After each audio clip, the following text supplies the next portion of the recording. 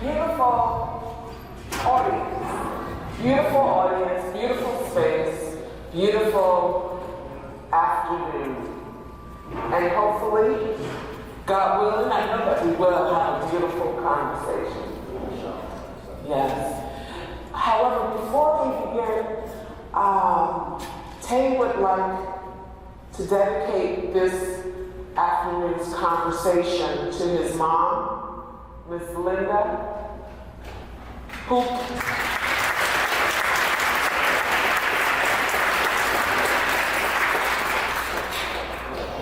she cannot be with us this afternoon, so we ask that you keep her in your prayers. Okay. So let's get started. Yes.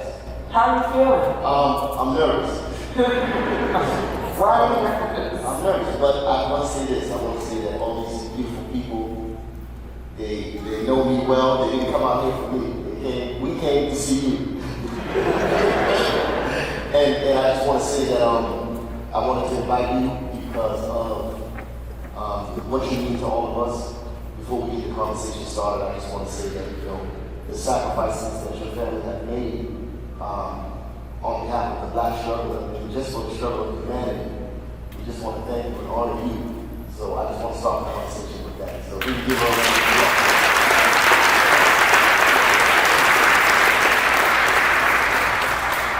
Well, thank you very much. I'm really happy to be here. So, everyone has seen this great book. It is really a page turner. It really, really is.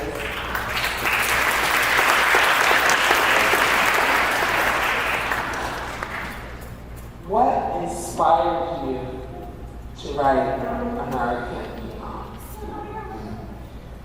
For me, I think it was a combination of living as a Black Muslim, but not feeling like the story is being told in the proper way or has been told at all. And so I felt like my story is unique enough. We all have great stories, but my story was unique enough to put it in a place where it's probably very relatable to a lot more people who wouldn't have the platform or the voice that I could possibly have. So, Okay. And what story is that? I guess it's a story about a kid from the ghetto who made a lot of different choices and became confused for a little while, but God decided to pull him from the gutter and save him. And I think that that's a story that's all too familiar with all of us. But the popular narrative about Islam in America, that's not included in it. So I really wanted to highlight my story as a representative of all the many people who have the same story.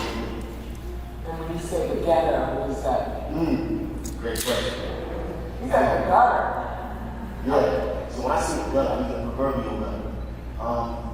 For me, it was a beautiful place. I was raised in a beautiful neighborhood by a beautiful family. But what I mean by that is that we were society's throwaways. Rockville. Those people who didn't have access to the breadbasket of goods in America at the time in the 80s. So when I say gutter, I just mean those who have been considered unreformed, untouchable, so to speak. The underserved. Yes.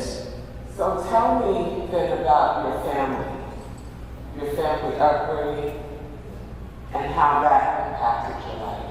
Yes. So my dad left when I was about 5. I'm the youngest of 6 siblings. My mom, great mom, best mom you can have. Everyone loves their mother. But we were very tight-knit. We grew up in a tight-knit household. We each would defend each other and be there for one another, no matter the cost. And so I grew up in a neighborhood where we didn't have video games and stuff. We played outside. And so, we spent a lot of time outside in the neighborhood and just exploring. And, when I was about 10 years old, my older brother, Mel, who's now Ali, he's in the book as Mel, he got into music, and that got me into music. So it really is great for this next question. How did you start your journey into the music business? Yeah. Again, in the 80s, mind frame I'm in now, everything has social and political connections. In the 80s, we didn't have after school programs, we didn't have like internships at tech, biotech places. All we had were dreams. And my brother, in the maybe 1984, 85, started getting into music, and he pulled me along. We were 8 years, it was an 8-year difference, but he took me wherever he went, and really just showed me that dreams can come true. I remember we would be like in the kitchen, he'd have like a little beat machine, and he'd be making his beats. This is 1985, there wasn't a lot of black celebrities. And he really just took us from there, and in like 24 months, I was on Oprah Winfrey, just from his dream. So really, he was the first person that taught me how to dream. Yeah. And I think I saw you on I remember that handsome group. Thank you. Yeah, back in the day. So it sounds like it was, when I hear ghetto, when I hear gutter, I think of throwaways. It doesn't sound like throwaway people. It sounds like a rich community, like you had a rich family values, culture. Yep, I'll accept that correction because I think it is important that we self-define in ways that honor our lived experience. When I say those words, I need to say that look at all of us in the room, look what we became, look who we become. When those people have defined us by those things. So, when I look at all of us in the room and see what we become, who come from that experience, those are the words I conjure up. But I'm going to take your reference to Open and try to correct that, because you're right. We should kind of honor our lived experience. Yeah. One of the things I'm really grateful for from my parents is that they made sure having my mother, because my father was assassinated, she made sure that all 6 of her girls, just like you had 6 siblings, 6 children in your family, yeah. I had 6 in my family. And my mother made sure that we grew up with a really solid sense of our identity. Our identity was intact. We learned about the significant contributions women made to the world, the significant contributions of the African diaspora as a first world nation, not as a third world country, but as a first world nation, made to the world, and the significant contributions that Islam made to the world. So we grew up with a very healthy sense of ourselves. We loved who we were, and we saw you as a reflection of me as a reflection of you, and this happy story. So when I would show up, right, people would have an expectation, and it wasn't a person filled with love and self-confidence and joy and just saying no to drugs and peace. They were like, whoa. So, was there a moment for you where you knew that music was your calling? Well, first I want to acknowledge what you said about your mom, Dr. Betty Shabazz, because I think that when we look at you, we think you're a product of your dad, which you are. But we forget that your mom is the one who raised you all those years and made you into who you are, even on your sisters who have all become honorable people. So I think that is important that we bring our moms into the narrative. Now, in terms of your question, in terms of the music, I thought it was my calling. I could dance a little bit. I couldn't really sing, but back then nobody could sing, so it was all good. But I thought it was my calling, but I mistook the idea that I love to communicate. Right? I thought because I love to communicate that I would be a rapper or a singer, when really what I love to do is write and talk. And my family knows that, me, I love to talk. So, yeah. Okay. So in the book, you talk about the challenges of the Taurus, that it was negative. And I'm curious, what do you mean? What was so negative about Taurus? So now, Dr. Shabazz, everyone talks about the Illuminati and all these perverted sex parties and whatever else goes on with drugs. But I think that construct existed back then, but it wasn't as clearly defined, right? So there was a lot of pedophilia, on tour. That's a fact. There was a lot of drugs being done on tour, a lot of people being exploited and taken advantage of. But for me, my experience, although I was a witness to that, I wasn't exploited directly. I had the protection of two great people on tour. Ibrahim Duarte, who was our Muslim tour manager, who's actually in the room today. I haven't seen Ibrahim in 30 years. Ibrahim, where you at?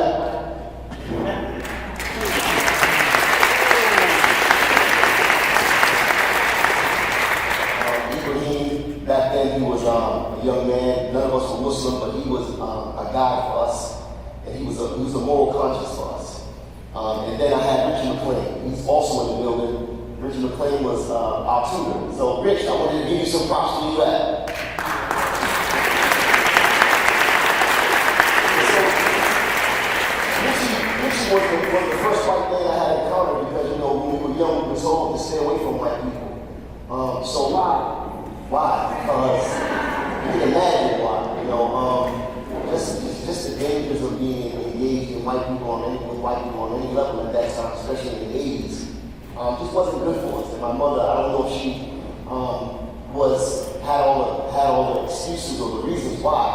We just knew, don't go to Charlestown, don't go to South Boston, stay away from these areas.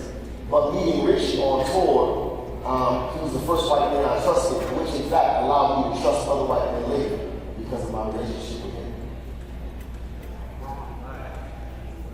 Yeah, let's give them a round of applause.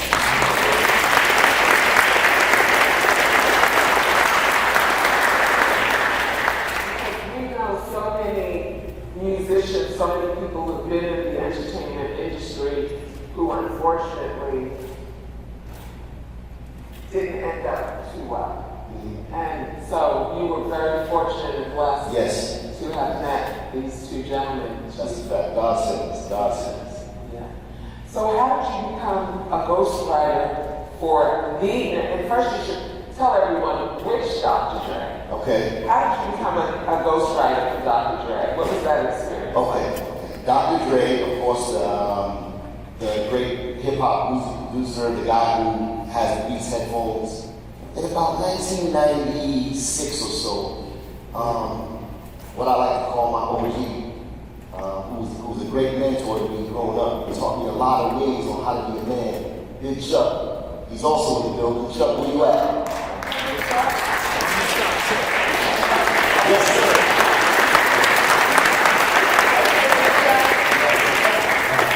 Big Chuck, at the time he was working with Dr. Dre, and he told me before he left Boston, I'm not going to forget about you. So when he got to LA, Tupac had died, and so he called me whispering one night and said, look, I got Dre, we're going to be in Vegas in 2 days, I need you to write a rap about Tupac against Dr. Dre, going against Tupac about, let Dr. Dre hear it for you. He said, I'm going to call you in 2 days. Yeah, so 2 days later I sat down and wrote. I love Tupac, but I wrote everything I could. I could think of meaning about Tupac because I wanted to get to California. So, 2 days later, he put Dr. Dre on the phone, and I sent my rap, and a couple days later I was in California with Dre, recording. Do you want to give us a little sample?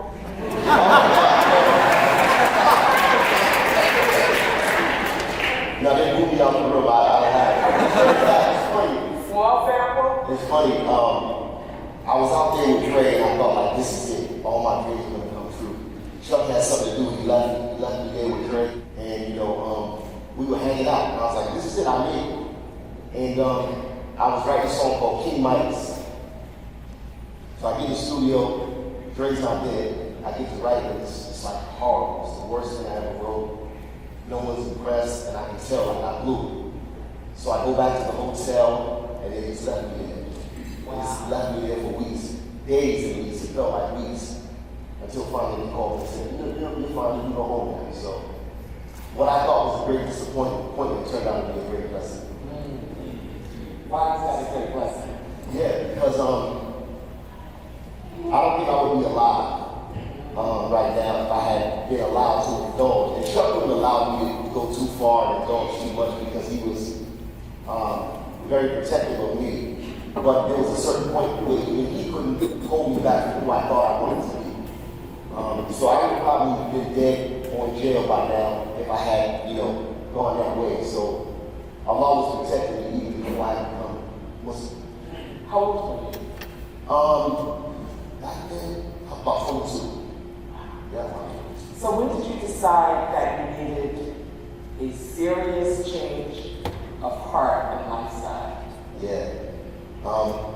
I had a son when I was 19 years old. And despite me running around and getting in all kind of little skirmishes and trouble, I would always go home and give my son a bath and read him stories. And, I was always a present father. And at that time, when he was about 4 or 5, I was in a custody battle for him. And when I looked at my own life, I didn't have anything. I had a job, I didn't have an education. I just had this idea of being a rapper.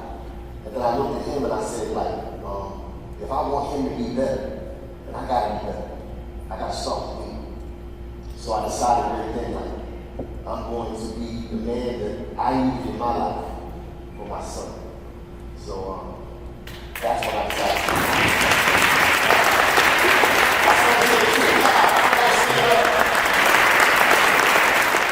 So it sounds like you actually did have values, morals. Oh, absolutely. That you did come from a good family. Absolutely. That you did come from a thriving community. Because thriving doesn't necessarily mean that there's money, but it sounds like there was some kind of tutelage. There was something that gave you vision and wisdom and insight. Yeah, definitely. I would say that. When you frame it that way, absolutely. It was a small community, and like you said, there wasn't money, but there was a critical conscience there, absolutely. So critical consciousness sounds important. So why did you choose Islam?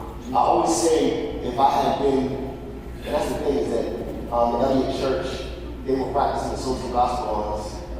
After school, they would take us they would let us into the church, give us what they call GCs, and teach us how to do our school, our homework. But I think by then, the branding for Islam was just better marketing, right? We had hip hop, Big Daddy Kane, we had Eric B. and Rakim. They were saying Islamic things in the raps. So the branding for Islam was just stronger. And at the time, Christianity for us had become this old wrinkled thing. That was a failure. Because we looked at the results of the civil rights movement coming out of that into the 70s and 80s. We were like, man, it failed us. We're still here. And so those storefront churches, and we just looked at that like, I don't want to be that. I don't know what I'm going to be, but I don't want to be that old broken down person who's just saying, wait till you meet God. So I think that even though Christians were doing the work, and they had put in the work for us to have our voting rights and everything else we had, for the most part, along with, your dad and that movement as well. But for me, it was the appeal of being both self-conscious about myself, about having self-knowledge, knowledge about God, but then knowledge about the environment, the political, social climate.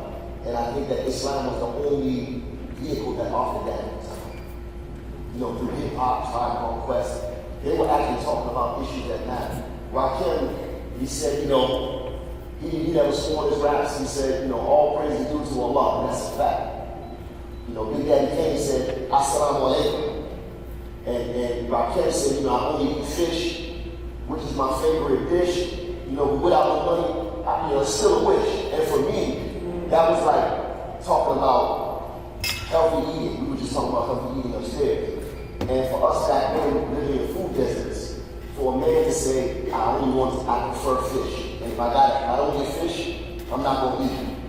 Those kind of principles, they stuck to our hearts, in ways that, showed up in Islam later on. And I think that was one of the reasons why my father and his siblings were attracted to the Nation of Islam, even though he practiced Sunni Islam in jail. Yes. People don't Really? know that. Yes. Wow. That he learned from a Pakistani Muslim. Okay. but that the reason that they were so attracted to the Nation of Islam is because it provided a strong sense of self, right? That you got to see biblical characters, Quranic characters as people of color coming from this first world, Africa, you know, in that whole area.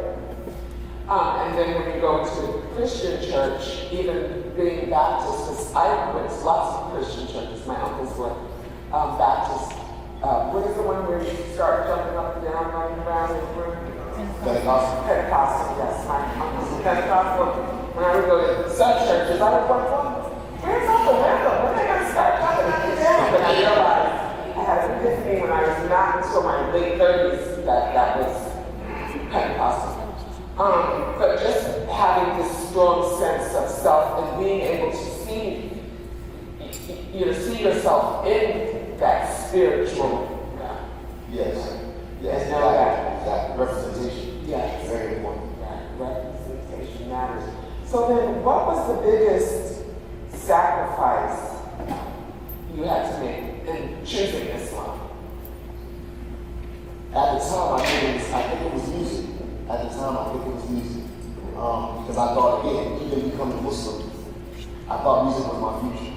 You know, I continued to write songs, and I was writing some songs for Keith Sweat, and some other R&B singers. And I was like, this is the way I'm going to get out of the hood. And so, you know, at the time, you know, the people around me was like, no, that's not going to happen. You know, stick to your day job. And that was hard for me to hear, but I knew that Allah was calling me to something else, more prolific, more profound. So I knew what I had to do, even though it was tough. I knew I had to get music done. That's beautiful. Even though there is music in Islam. That's right. But just not that certain kind. That's right. But it sounds like you already were value-based. So what are the contemporary concerns of Black Muslim Americans, especially in light of various historical figures? Yeah, right. I think our contemporary concerns, that's a broad question. I can answer for myself, and you know, I can kind of guess for other people. I think we need access. We don't have access in terms of education, Islamic education, in terms of like things being accessible, creating gateways for our young people to accept Islam in a way that we feel, you know, we feel unified by Islam. But our young people, a lot of times, the way it's put on them is under a Middle Eastern construct, which for us African Americans oftentimes is punitive. So we need it to be unified. We need accessible points that you mentioned, representation, right? We need Isa ibn Maryam, we need Jesus to become a homeless man of color, being harassed by police. We need to see him in that light, right? We need to see Moses, as a person who's a community activist. We need to see people who represent our particular situated knowledge. I think that's a big concern for us, even if we don't know it. I think when we go into the mosques that are run by predominantly Middle Eastern people, God bless them, but they don't understand our struggle and what we've been through. So I think for us, access is important, representation and embodiment. You know, we want to be able to live out the principles of our faith in ways that are practical, because a lot of us are not going to be scholars, a lot of us are not going to be academic, but we still want to embody the principles of the Quran. And I think those are the religious concerns at least. There's a whole myriad of social concerns, as you know. We share those in common with Black Christians and Black Jews as well. But the religious concerns are in that area. Yeah, and that's why, you know, I've written the books that I've written, right? Yes. I think it's so important to control the narrative, right? That if that's what we want, then that's the information that we have to put out there, Yes. right? To attract our young people to Islam, if that's what your objective is, Yes. right? Because sometimes we think we just sit back and wait for someone to come and do something for us that they haven't done all this time, right? Right, and we certainly can't sit back and complain, right? But just control the narrative. So, how does your experience as a Black Muslim American shape your views on social justice? I think that every person who's Black and Muslim, there's an intersectionality there, but I think for me, my black identity is always more disruptive than my Muslim identity. And I think even black Muslim females have a triple intersectionality that needs to be addressed as well. But for me, being black in America, there's always a sense of urgency, a sense of danger, a sense of encroachment on your life. You don't even feel safe in your own bed, right? And I can't say as much just for being Muslim. After 9/11, there was some tension. That has died now. But I think for me, being black in America, it speaks to, I got to address those issues. And I think when I was in the prison system, I went in a theologian, right? Thinking that if I just taught these guys the correct theology and the creed and the rituals, then everything would work out. They'd come home, they wouldn't be gang members or drug users. But what I learned in that process is their identities as black and brown men took precedent over whatever spirituality they were learning. And so until we address those social ills and those social traumas that they had, you know, you can teach them as many prayers as they wanted to. That wasn't going to help them out of their social condition. That's right, I agree with you.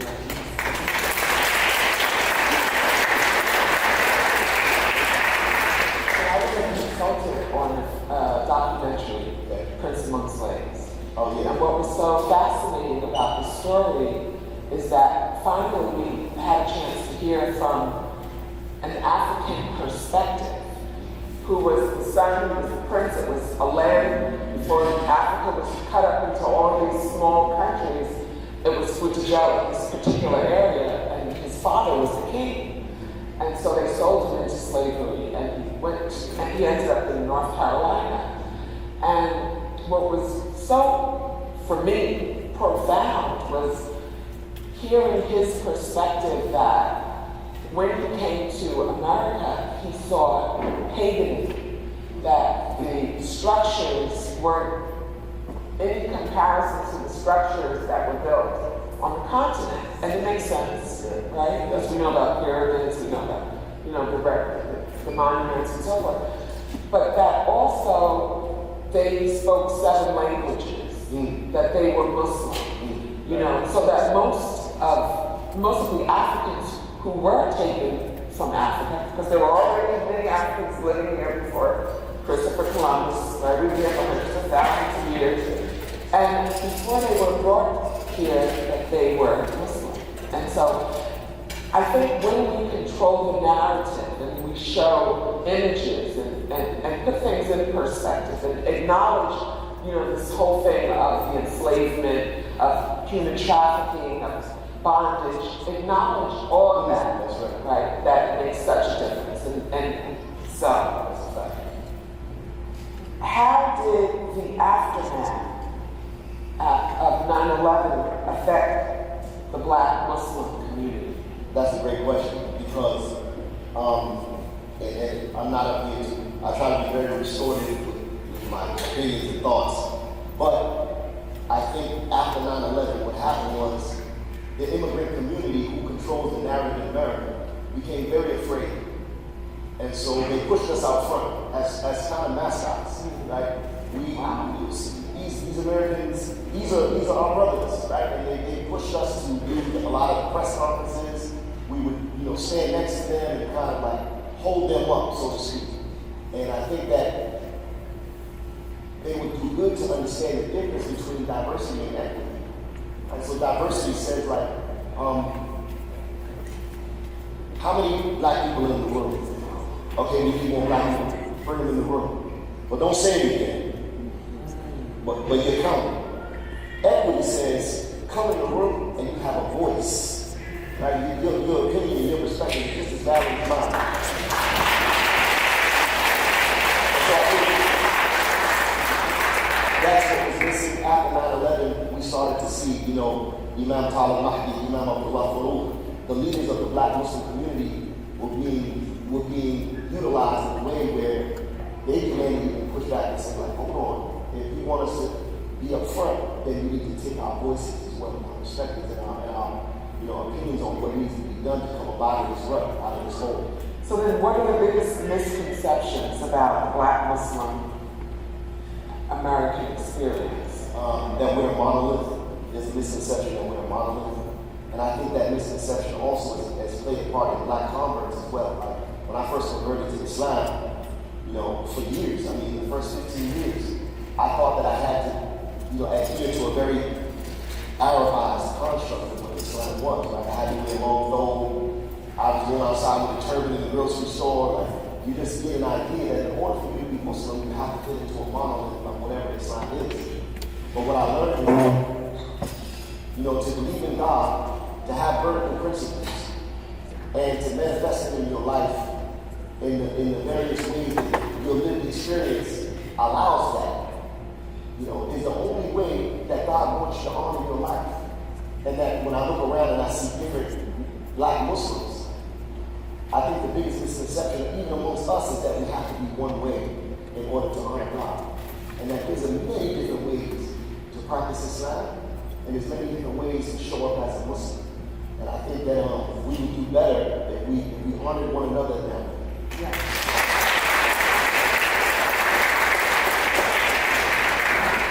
Because even when you go on the continent, there are Muslims in Sudan, there are Muslims in Gambia, there are Muslims all over, but it's really the culture and the traditions that dictates how they practice Islam. And when we become Muslims, African Americans, we're taught to hate our culture.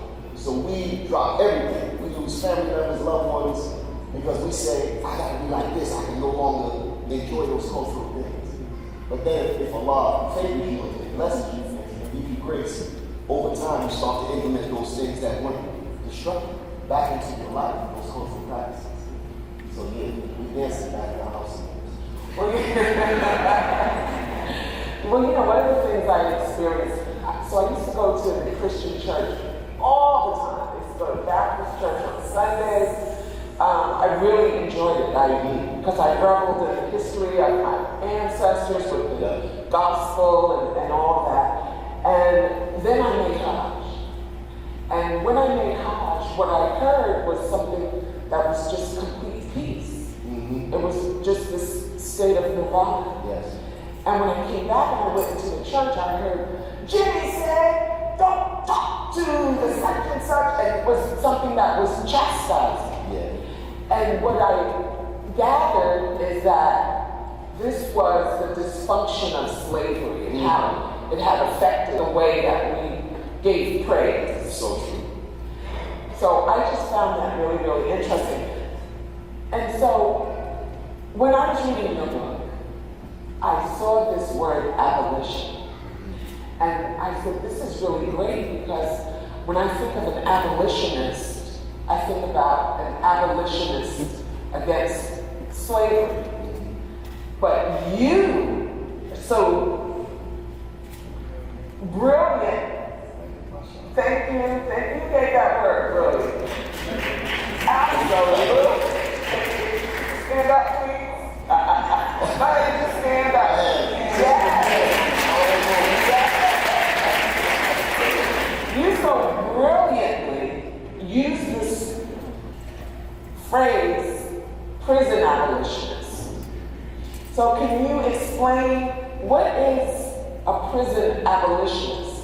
Right, thank you for that. I didn't invent the phrase, but I'll take credit for it tonight. Okay. I've never heard of it. I thought it was genius. Thank you. Well, first I would like to, with your permission, Dr. Shabazz, is everyone who's a returning citizen here, if they can stand up, we can give them a round of applause.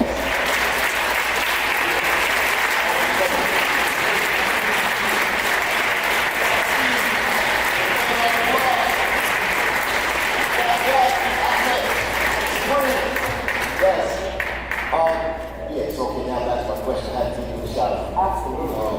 Because that is not an easy journey.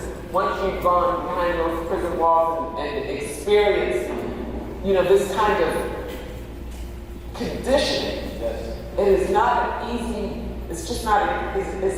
And I had a young man that I let stay at my home, and when I would go into the room to see how he was doing, he would be in the bathroom in like little small space, sitting on the floor, and I just felt, So it's not an easy thing to transition back into society.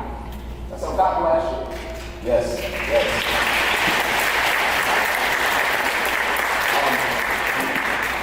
For me, I think a lot of white people, when you hear prison abolition, they think like, we can't get rid of all prisons, right? Because there'd be crazy people running around. But what it really means is getting rid of the conditions that make prisons necessary.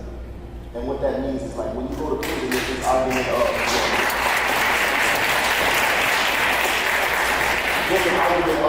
going to prison for punishment or as punishment. It should be you go to prison for punishment, right? I'm sorry, as punishment. So you get to prison, that's your punishment. You have deprivation, you're away from your family and the compass of the choices you want to make in life as punishment.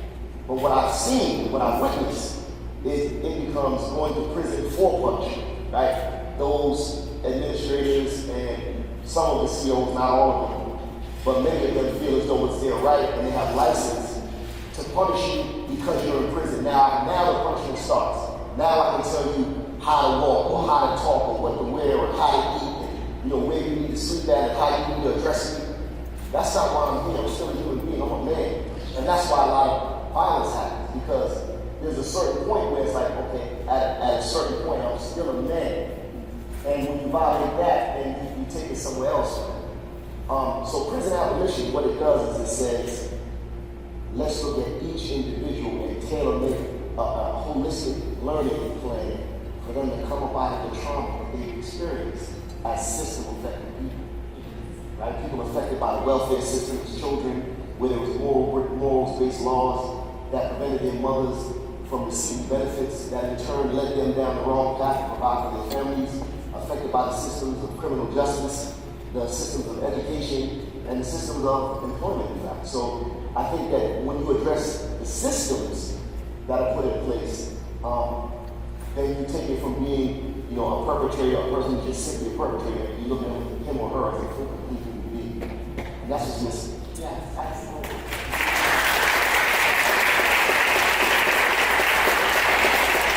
And so when I would have young people, old people, they would say, well, who's Malcolm X? What did he do? And so I remember, and it made me think of this, when I was reading the book. Malcolm was only in his 20s when the world learned of him. And it was during a time when young people were marching, protesting, demonstrating for quality life, for integration, for all kinds of things. And Malcolm came along and said, no asking, we demand our human rights as your brother. We demand our human rights as ordained by God. And so what you're saying is, yes, respect and honor my humanity. I'm not here for you to bully me and commit all of these heinous acts that have been committed historically, even, as people who were enslaved. That's right. And so, I just found that really just so eye-opening. In what ways can individuals contribute to the fight for social justice and prison abolitionists? Thank you for that question. I think the first thing you have to ask is like, is this where I want to be? Because this is not for people who have suffered for it. Right? You know how when you see people, you see it on social media, you see it on the TV, they're in the swamps, wading in the swamps, and they're dealing with alligators, and they love to jump in the water and kiss the alligators and the snakes. And some of us look at that and say like, wow, how could you do that? Now, I'm not equating human beings with animals, but what I am saying is that that's their calling, right? A lot of people come to speeches like this and the gatherings and feel as though they want to get engaged and involved, but you can't do this work halfway. You can't do it with a pinky toe in the sky.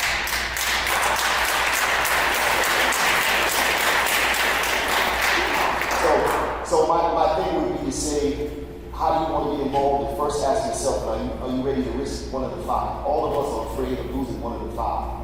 Either losing our family, our reputation, our provision, our freedom, or our life. If you can't sit and say, I'm prepared to lose one of the five, then go find some other social justice issue, or go save the whales, or go be born with something. It's not something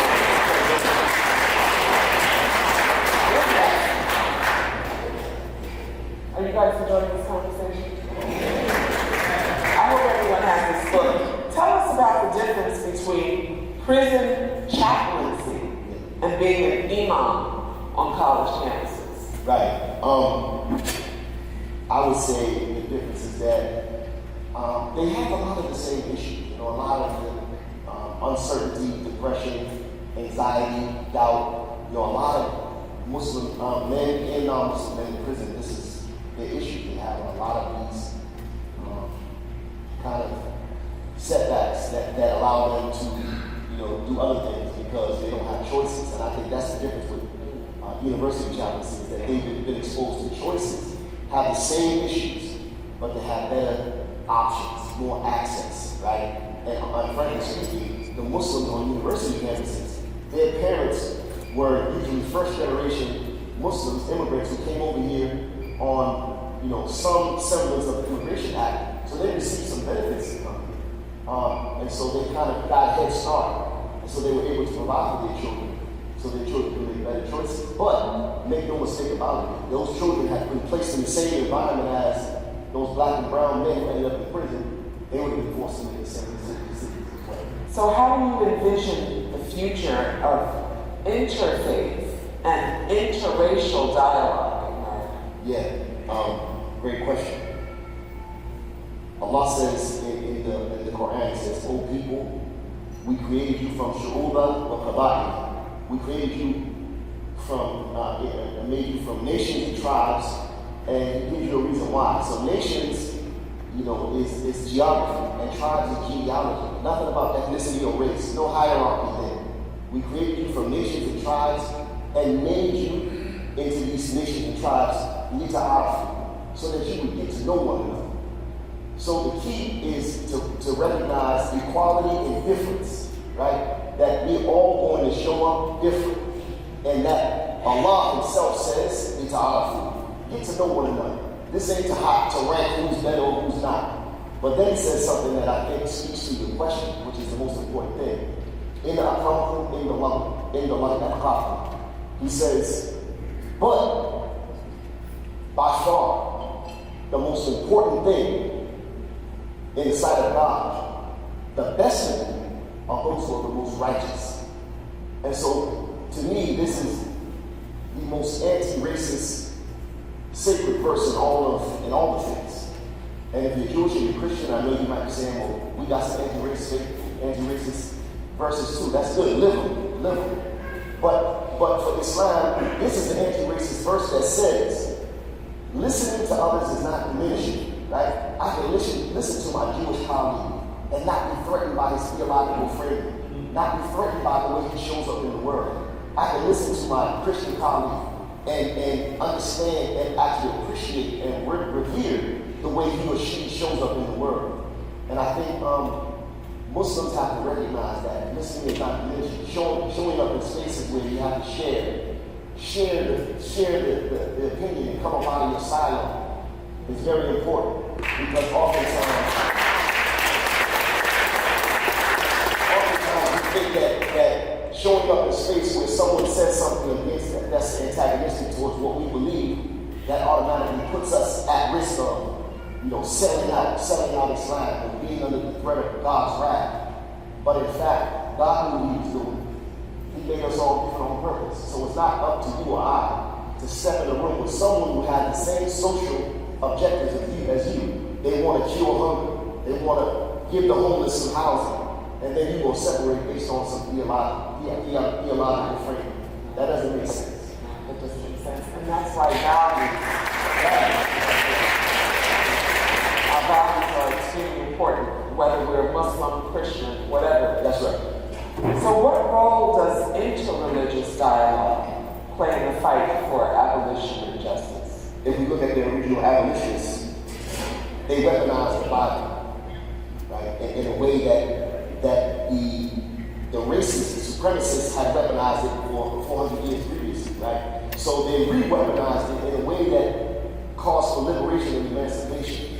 And I think all of us have to look at our books and weaponize our stories, weaponize our faith in such a way that when we sit down, we become groupers and not splitters, right? I did something with a rabbi in Northeastern where we said, okay, we both had Abraham in our faith. What does your story say about Abraham? And then I interrupt you when the story is different, and I tell you what my story says. And there was no there was no tension, there was joy, because the world is better with people. So how do you view Islam now? In light of the different phases you went through, from conservative to somewhat liberal in your college chaplaincy to now? Yeah. What I believe hasn't changed, how I believe it's changed tremendously. I believe that there's a capital I Islam, and then there's a small I Islam. The capital I Islam, the branded Islam, the Islam that we see on TV, you know, it's food, it's culture, it's clothing. It shows up in the mosques one way.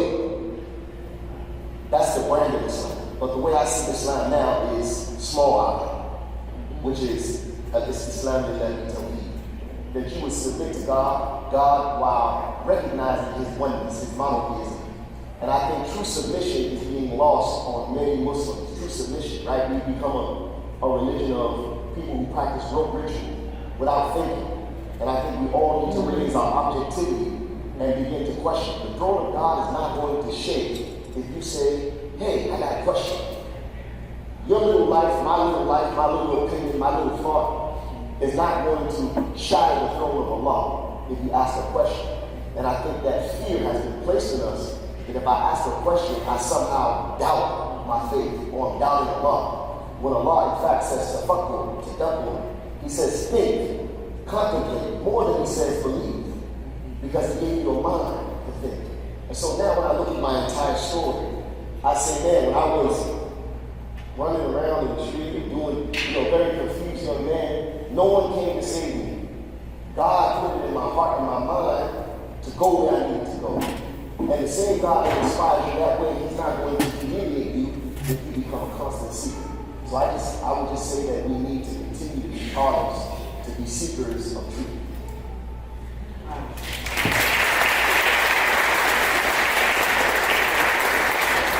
If I wasn't Muslim, I sure would convert to Islam right now. Say that our memory is in our DNA. Right? So how do you balance your roles as an educator, social entrepreneur, and a religious leader? Not well. I'm all over the place. I don't do it well, but I'll tell you, I have a strong support system with my family, my household, my children. So they cover for me. They cover for me tremendously.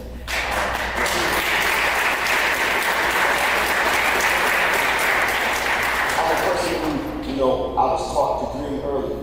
And so I think having dreams and having hope is what my fuel is. It's what my fuel is. But that can oftentimes lead to negligence in a lot of ways. When you dream too big or dream too soon or dream too premature. And I would have to say that, my wife and my children have always been there and endured through all my crazy dreams and schemes and have always held me down. So it's not really anything I'm doing, I will give you credit to that.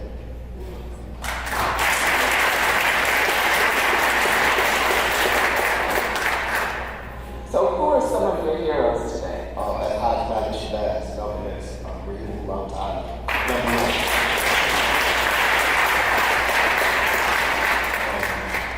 I always say that, I find myself today older than my heroes. And that hurts me in several ways because they didn't need to live to see the life that, I've seen. But I also know that they're in a better place than me. They probably feel sorry for me here on earth. But I would say at Hajj Malik Shabazz, King Abdulaziz as the first king of Saudi Arabia. This man was a very ambitious man, and he was full of justice and righteousness. I would also say Dorothy Day, the Catholic activist, Thomas Merton, Rabbi Abraham Heschel. These people have had a profound effect on my life, the way I view the world, and they helped me through some difficult times when I had a lot of internal conflict about right and wrong. I think one of the greatest lessons in my life is being exposed to other worldviews, because it only affirms and strengthens your conviction in yourself. So. That's right. And that is the beauty of living in America also, right? That we have such diversity. And just imagine if we embraced it, rather than fall for these divisive tactics of separating and not wanting to learn about others, but that we embrace and take advantage of this opportunity to learn about so many different cultures and traditions and so forth. How do you hope your book will impact readers and society at large? All of us have a great story. All of us have a great story. I think for me, I have a little life. I understand my life is just a little life, but it's my life. And I've been able to claim it in a way that's brought me great joy and grace from Allah. I would say I want people to be hopeful. I want people to be hopeful that their condition can change from not so good to better, but also that human beings are constantly lifting each other up and working for each other. So just hope in humanity, hope in God. Wow, that's beautiful.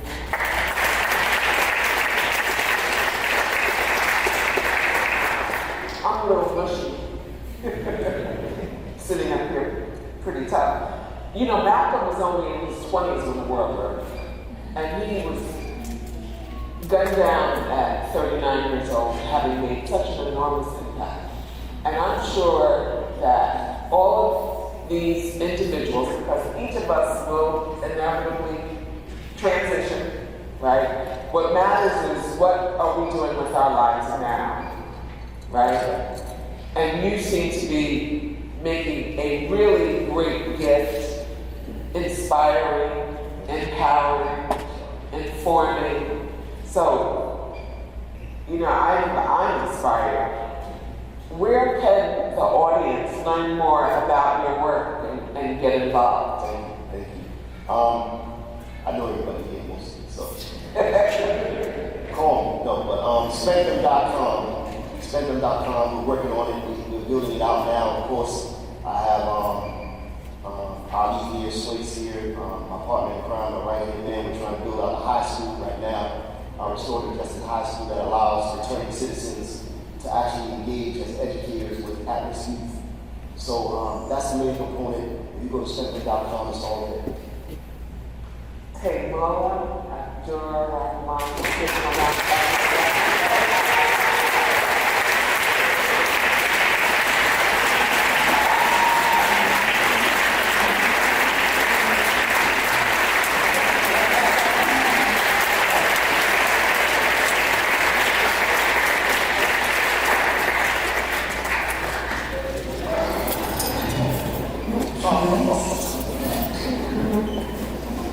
Okay, so how amazing was this discussion, everybody? So this is the part where if you have any questions for them, let me see your hand and I'll come find you and you can ask your question.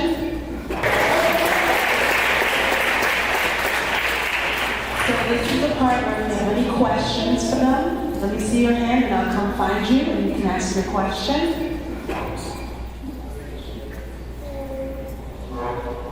I'd like to know about the honey, the honey out there. I'd like you to tell us more about that. yeah, okay. That's my brother Mel Ali, one of my heroes. I'm going to be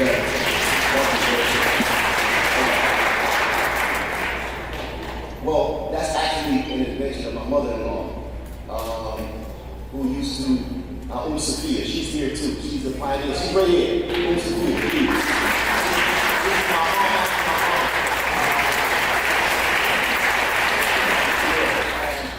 Basically, I needed something, again, just going off the principles that you taught me. I tasted it, I loved it, and I said, man, we can probably make some money on this. And it took me over a decade to create a formula that really is viable itself. So the way we do it now is what we sell, we use the proceeds, a portion of the proceeds, to fund our work, our prison abolition work. Assalamu alaikum. My question is, when you are working with interfaith allies around issues of common concern, how do you deal with issues that you don't have in common, that are conflicting? Whether it's around gender, whether it's around Zionism, how do you navigate that when you have strong allies in certain areas, but there are other areas in which, as Muslims, we differ? I always measure the need. Why am I in the room? Right? If I'm in the room for something that I feel is urgent, then those other things really don't matter to me because I can't do anything about it. I think one of the issues that Muslims have is that each individual thinks that they're a khalifa and that they have to enforce some imaginary law, Islamic law on everyone else. Right? You have to believe what I believe, what you have to. So for me, if I'm in the room for an urgent need, that takes precedent over any lifestyle choice, any ideological differences, any political differences. I'm in the room to save some human lives. And whatever a person does with their time, it's none of my business what they do in the bedroom. It's none of my business their political leanings. That has nothing to do with me. I can only do what I can do. I'm just a human being. That's between them and God. And I think that we can't feel guilty about that, right? Like every room you go in, you can't just tell your views, your political views. You can't go in every room and do that. And all of us are constantly pushing and pulling on what parts of our identity show up in what rooms. There's parts of my identity that my mother can't know about, right? And so every room we go into, there's parts of our identities that show up, and there's parts that we push back because people can't handle it. And we can't be ashamed or embarrassed or feel like we're cowards because we don't show up all the time, 150% on blast with all of our views. The world is about sharing space. Congratulations on the book, by the way. It's a wonderful book. And I admire you very much. Your role that you do in capacity building is amazing. Well, my question to you, and I know you had mentioned that you want us to go look at the website, spentum.com, and see how we can contribute. In your words, if you can just probably just give the top 3 programs that you think each and every one of us here, when we leave this room, we can focus on to help you, because the truth of the matter is, as you and I talk sometimes, as soon as people walk out of this door, I promise you, probably about 1.5% of them will look at that website and contribute to what you're trying to promote. So can you give us the top 3 programs that myself and everybody else in this room can contribute to help you in your capacity building journey? Right, because I'm a player. I would say this, again, it goes back to the question that Dr. Shabazz asked. I think what would be even a better answer than for me to give you the top 3 programs, because it's not all about me. It's not about helping me in my programs. It's a great question, but what I really think the takeaway is, go back and help somebody. Go back and help somebody. It's not my program, save all the black and brown kids. That's for me. That's for me. That's my job. Until I can't do it anymore. But everyone in this room can go save somebody or something. You pick your own top 3. It's not for me to say, donate to the prison abolition fund. You may not agree with me, but there are some I want you to walk away and say, there's something I could be doing that I can make myself proximate to change the narrative. And I think that's more important than helping me. My name is Tony Wilson, and I wanted to ask you, are you still, I know you're not involved in music, as far as writing and all that, but do you listen to music? That's a great question. Yeah. Let's help her difference. What kind?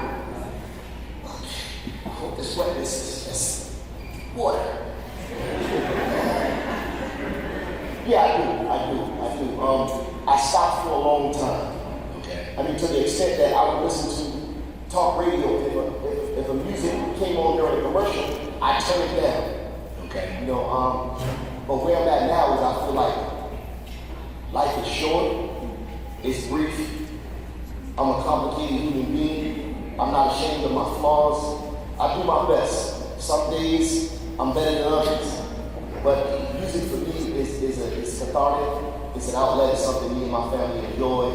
And it's a way believe it or not, that my family, my children specifically, if they see that we have these very principled values around humanity and around God, then they got to see downtime as well. They can't just constantly see us always on go, trying to be pious. They have to see both. So for me, it's a deep part of my human side that I'm not ashamed to go anywhere and say, yeah, I do. And it's not every day, it's not all day, but everything in moderation. So what would you say to Muslim youth or young people that may have lost their way? As you know, we're living in some very chaotic times. So what would you say to young Muslims who may have experienced various types of spiritual abuse or just things that may have not been righteous within their own Muslim community and really are trying to find their way back? Thank you for that question. I think that's an important question because when I say system-affected Muslims, it's not just about people who are affected by secular systems. There are systems that are built into Islam, whether it's the system of Islamic sciences, the toxic family silos, the secrecy. All of these things are systems that create people who have an aversion to practicing Islam. And so I would say two things. I would say to their parents first, don't give up on your children. Don't give up on your children. Don't give up on your children. Oftentimes, as parents, we find ourselves trying to police our children's lives. Even as into adulthood, we're trying to police their lives. That's wrong. This is prohibited. If you show up as their friend, and this is something my mother-in-law told me, and my mother-in-law Charlene told me as well. If you show up as their friend over and over again, then they're going to know who knows you in their crisis. But if you show up as the person who's constantly judging them, then they're going to, the first person they say, don't tell my mom, don't tell my dad. So you want your child to make, first thing you can do is judge them. You don't want them to have, you want them to have an open relationship with you, then you have to be able to sit down with them, no judgment, and hear them, and hear where they're coming from. So that's all I say to the parents. In terms of the children, I would say, keep searching. It's difficult. All of us make bad choices in life, and we have to pay for those choices later. But I would say to keep searching and try to find people who bring out the best version of yourself, which is difficult.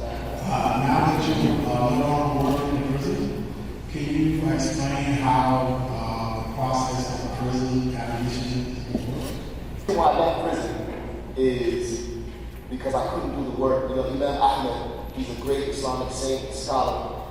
He said, I sought my own provision so that I wouldn't have to answer to anyone else, so I can speak the truth. And so when you're going into a paramilitary system every day, and you're trying to subvert the system in very civically engaged in spiritual ways, it's still not, there's limits to it, right? And so I knew at some point I was going to have to count on Allah, myself, and then my family to find a way for me to really push forward. And that's what I was talking about, losing one of the five. And may Allah protect all of us. But my point is at a certain point, you have to decide what you're going to do. I can make this a career, and I can float. This is easy. But do I want to do more than that? So for now, for me, prison abolition really is something that calls for me to be actively engaged with disrupting these systems. And I just believe personally, there has to be people inside the system, absolutely, at all times. But then there has to be people outside of the system. And so I've chosen to just kind of make that transition to be outside of the system. Speaking about these systems, how can a person like me collaborate with you? The first thing we would do to collaborate, and this is something that Imam taught me 20 years ago. The first thing we can do is get together for salah, for ibadah. There's no collaboration until we first get together on ibadah. So we acknowledge that one of us is in full control. So the first thing we can do is coordinate some worship, maybe some fajr, some qiyam al-layl, some getting up at night and praying, some coordinating some fast together. But I think after that, it's just a matter of logistics. Right? It's just a matter of talking and trying to see where we can create some pollination, cross-pollination between the work you do, the strengths you have, and how I can kind of assist you in whatever you're doing. Likewise, you you assist me, but at no time should it be just a purely secular endeavor. I wanted to know, were you or are you going to be able to put this book here, making them on that list that they need to purchase? The publisher is working in collaboration with the various department budgets to try to get it put on the library list. So that's going to be an important component to allow it to be something that can come inside the prisons. So hopefully, we still have to get a positive answer from them, but that's in the works, hopefully. The book is American Imam. What advice do you have for upcoming American Imams? I would say honestly, and some people may not like this, but I think the original iteration of Islam had its foundations, for lack of a better term, in a democratic ideal. And I think that Islam has become an oligarchy. A small group of people control a larger group of people. And that's not correct. I think we need to, as American imams and leaders, female and male, we need to breathe in the era of democracy and embrace it. And that doesn't mean that we have to accept every single principle of democracy. No, democracy is a beautiful thing that Islam originated, but it's been lost. And so I think as American imams, let's take license to reclaim that idea of egalitarianism within Islam. Very good question. Yes, it is. I would say this. Again, a lot of my views are not popular. I think women have been left out of the often told story of Islam. But Allah has not like that in the narrative of Islam. But men have. The Quran is the only book that has at least an entire chapter called the women. There's a very specific reason for that. And I think what we need to do is start to, as men, recognize our own patriarchy, recognize our own toxicity, recognize those places where the women in our lives can actually supplement, come in and possibly do a better job at leadership than we can in some areas.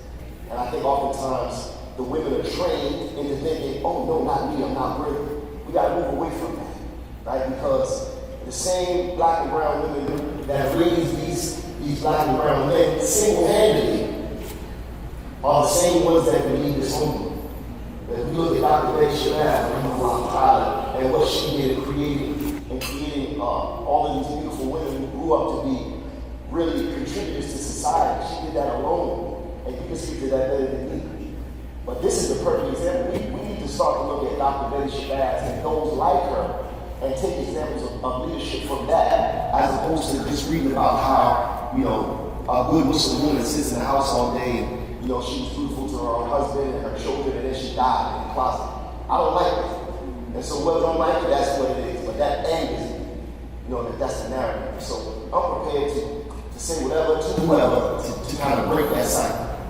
So why would someone choose to do the hustling as opposed to deal with it? Because this is what we come in and have to do. Right? I don't break that because it's possible. It's possible for everybody to be successful. There's a difference between the criminal-minded and the criminally insane. There are some people who deserve to be in prison because they're criminally insane. They don't understand the difference between right and wrong. Right? Those people are few and far between. Those are the criminally insane. But the criminal-minded, those are people who have been denied the very last of the goods in America. Right? They wake up every morning as children, and instead of thinking long-term, they wake up and they look in the refrigerator, they don't see eggs and milk and bread. So when you're short, when you're forced to make short-term decisions, you think short-term because you have short-term needs. So I think the first thing we have to do is recognize that these people who commit crimes, the criminally minded, they go in the store, they see an abundance of goods, and certainly they see, look, if I steal this one steak, they got 1,000 steaks in here. That's someone who's criminally minded, but they have a reason why they're stealing.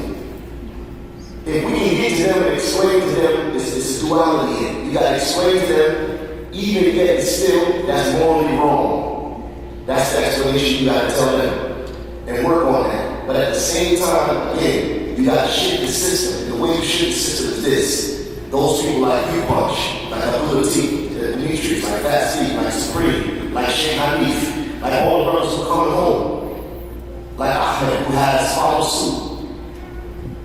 When you come home, you gotta get right and then go back inside to teach. You gotta go back inside and teach.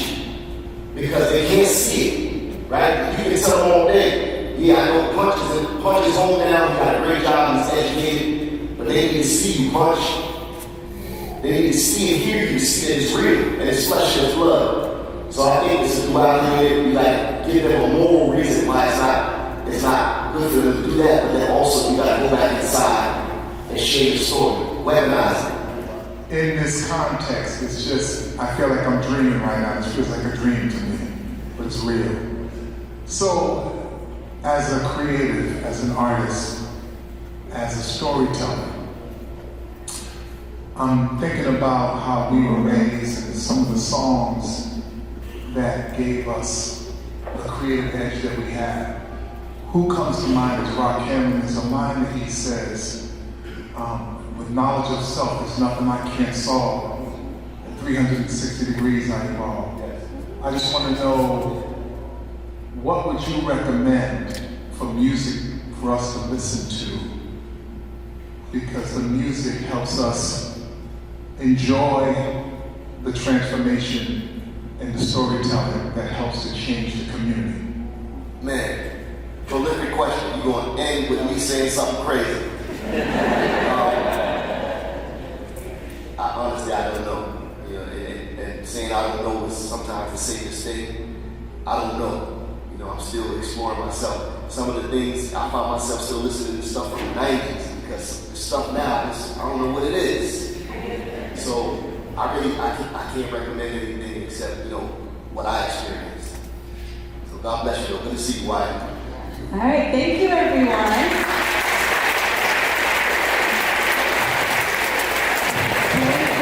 Beautiful round of applause for both of them up here on stage.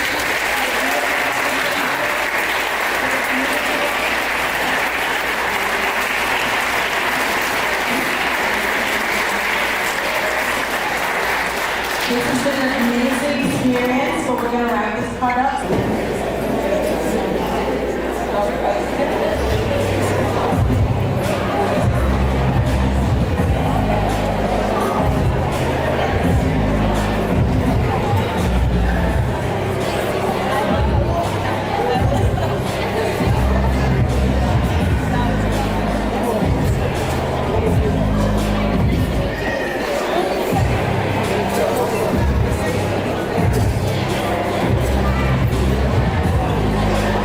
Stakes, committing crimes in Balenciaga balaclavas, connect from Pakistan, shipping dope through Alibaba. Here, I should've known better, my judging was too clouded. But I'ma see you at the top, cause the bottom is too crowded.